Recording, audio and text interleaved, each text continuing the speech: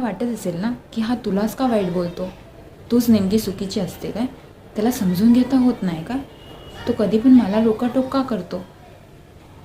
पण तुला excuse me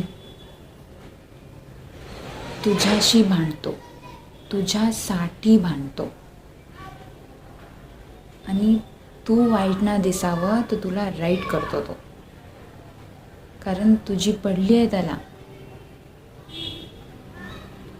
आम्ही कधी अनोळखी माणसांना बोलत नाही की बाई तू हे करू नको ते करू नको.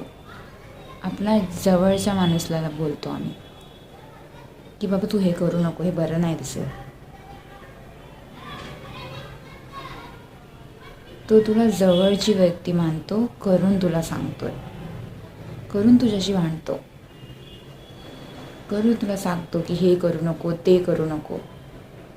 तुझ्यासाठी सांगतोय, कारण तू खूप इम्पॉर्टंट व्यक्ती आहे त्याच्यासाठी. हे समजा तुम्ही.